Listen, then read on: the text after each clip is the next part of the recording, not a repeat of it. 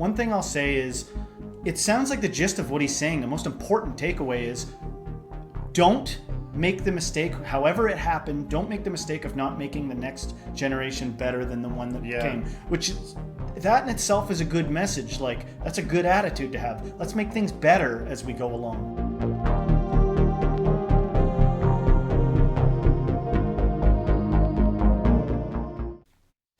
All right, James and Justin here, your favorite spiritual analysts on all things culturally relevant, taking a look at generations in this reaction to a Matt Walsh video where he's talking about boomers and what they've kind of left for the generations to come. Those boomers at it again. Well, and basically, we'll watch this video. It's just one of a 3-part series. We only need the first part, and then the next part is just...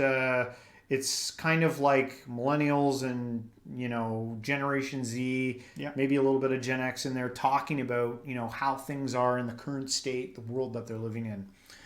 So let's unpack it. There's simply no denying that money had more value, more purchasing power 40 years ago than it does today.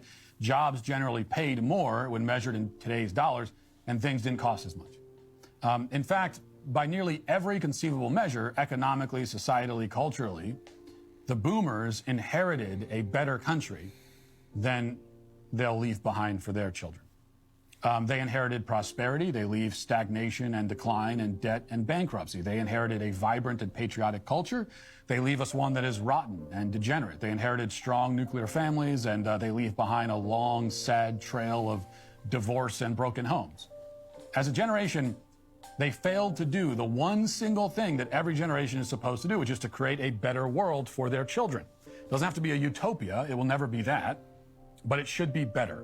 A generation's only legacy is the country it leaves behind, and judging by that one and only real metric, the boomers have catastrophically failed. And they're not done either.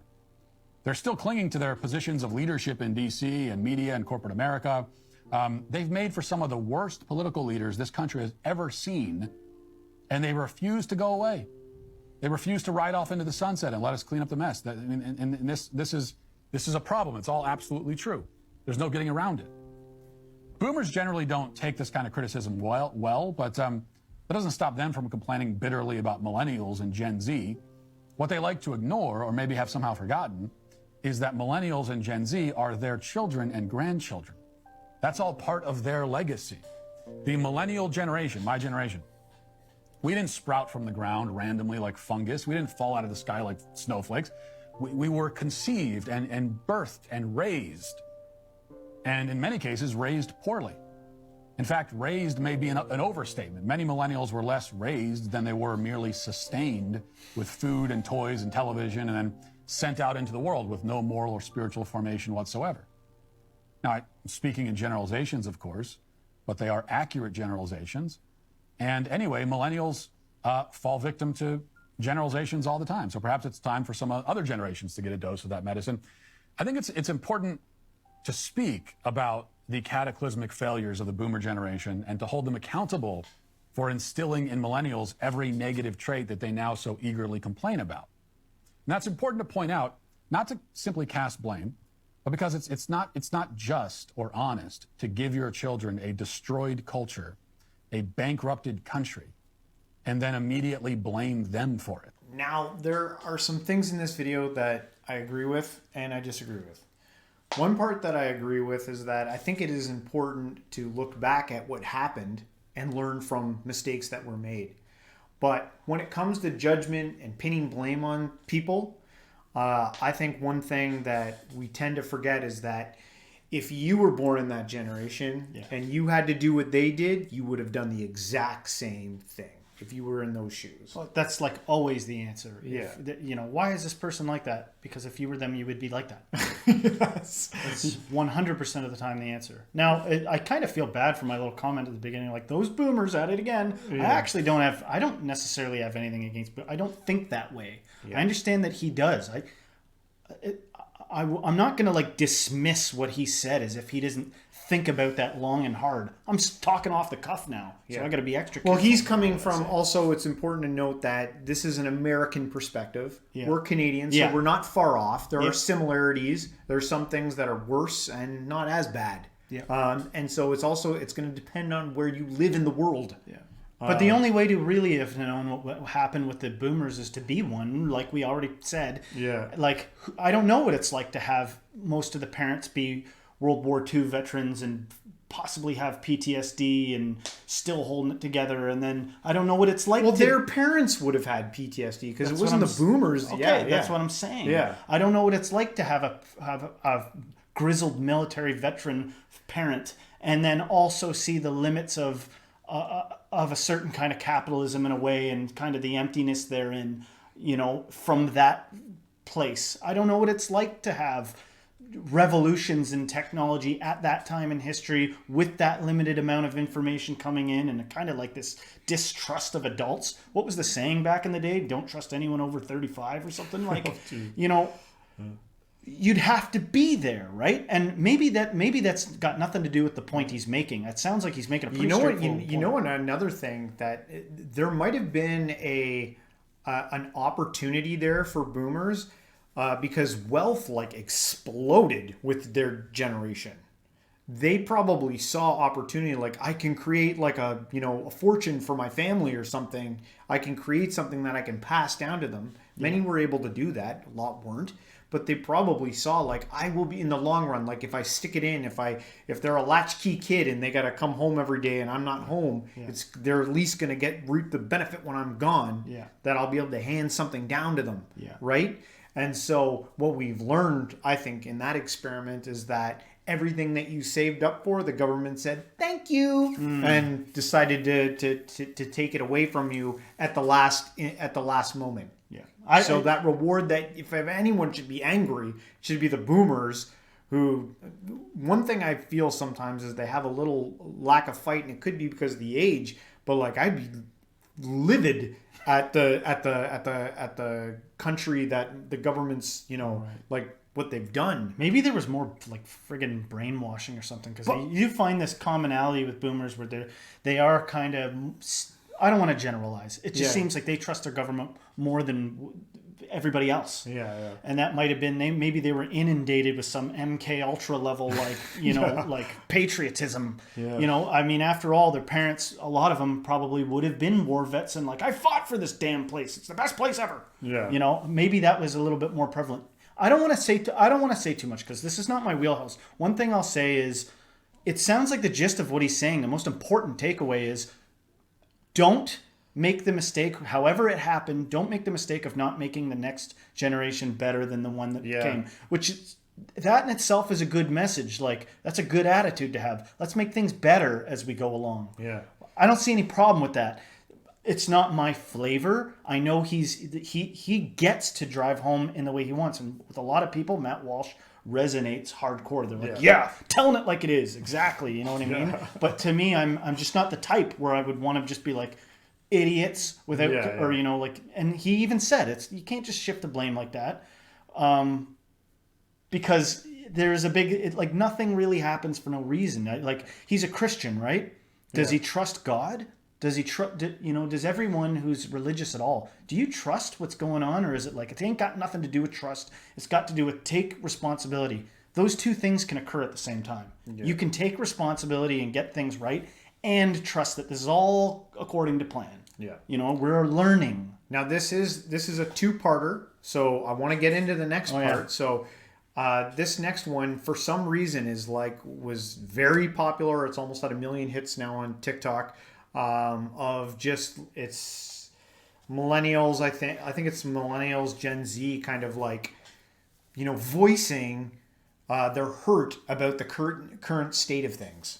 Right. And so, just to Gen Zers, not even millennials. Gen Zers, maybe there's a little bit of millennial. Everyone looks kind of younger than us. I don't know what millennials are. They're either like, millennials supposed to be 81 to 2000, I think. That's okay. It's a generation. Yeah.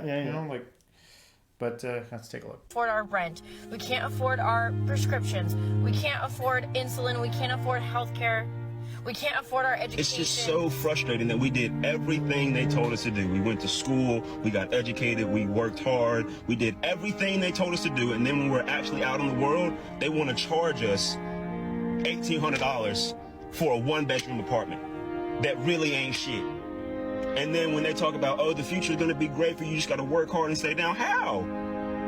A lot of people don't have savings. They're spending it all on basic shit, like housing and groceries. And what scares me the most is that more and more people are becoming aware of how fucked it is. And all we do, we record a video, we post it on TikTok, we post it on Instagram, we post it on social media, and then we say, well, I've done my part, and we close out the app, and then we go about our day. That doesn't fix anything. Parts about being a millennial is we just got to watch our parents like try their best and be successful. Like they all had homes and 401ks and health insurance, and they were like, we just did our best. And then they were telling us, they're like, just go to college and you can do anything. If you just go to college, you can do anything. So we all went to college and now we're in debt. We have no fucking money or jobs or housing. Everything sucks. And then they're like, well, why didn't you go to trade school? And we're like, how can you be mad at someone who literally does not have what they need to survive when it's the corporations that have been underpaying people for years? Profits are up, productivity is up, are wages up?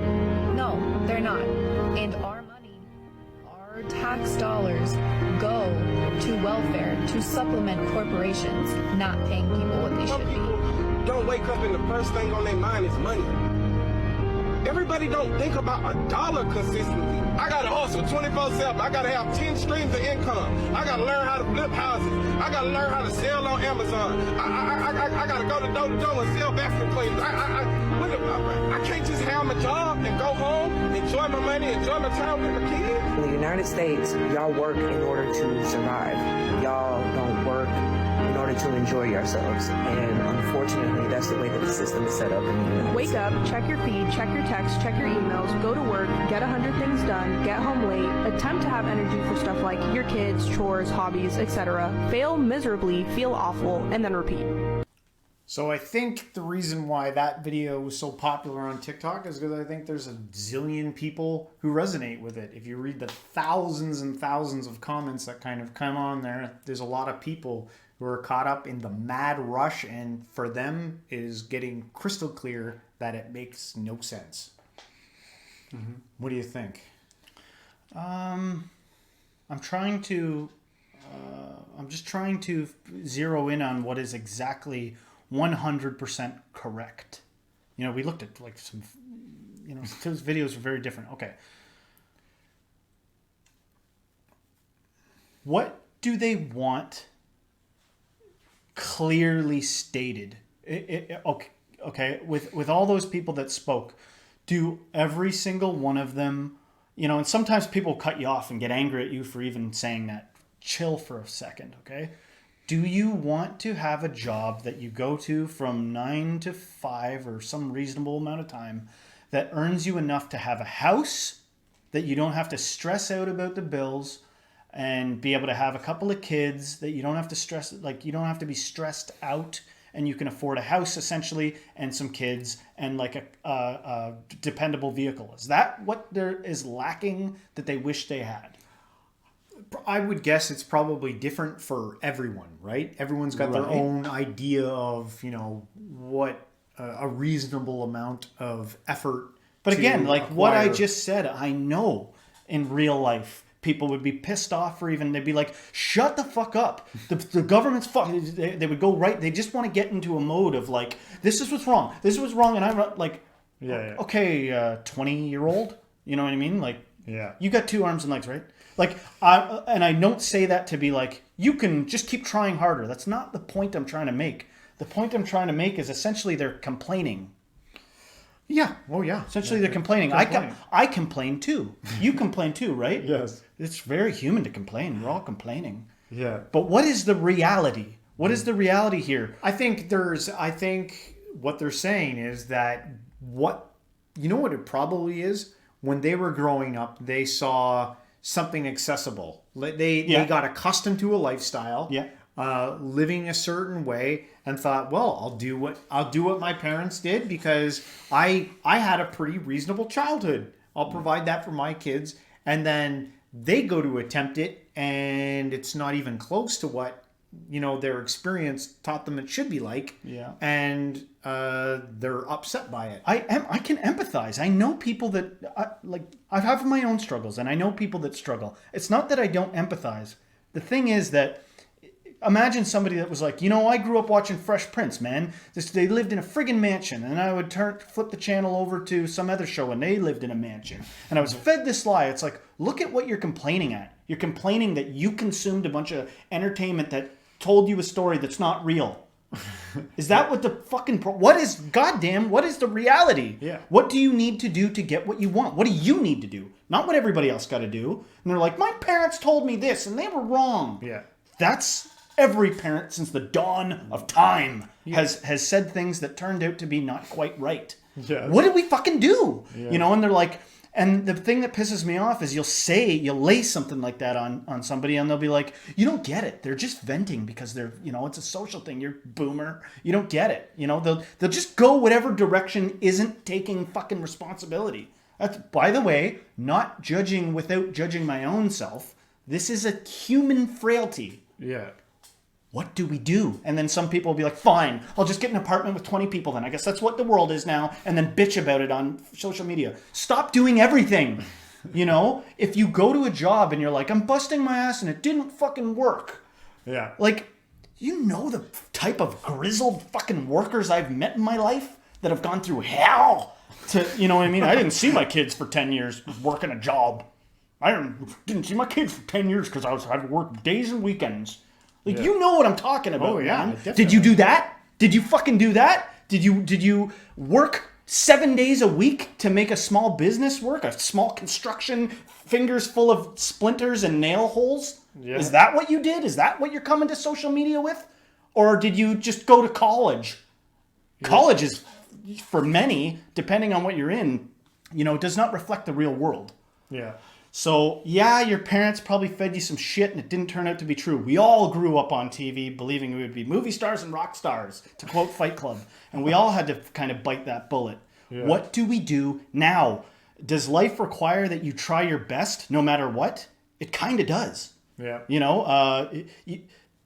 In a way, you don't have to always be burning yourself out trying your best necessarily.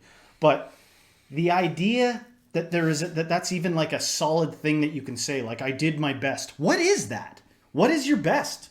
What is anyone's best? I don't know what my best is. I know what my not best is. I know when I've been lazy and sit on the couch too long. I know what that is. Yeah. But how would I know what my best is unless I was, literally couldn't do anymore? Like pass the torch, Sorry.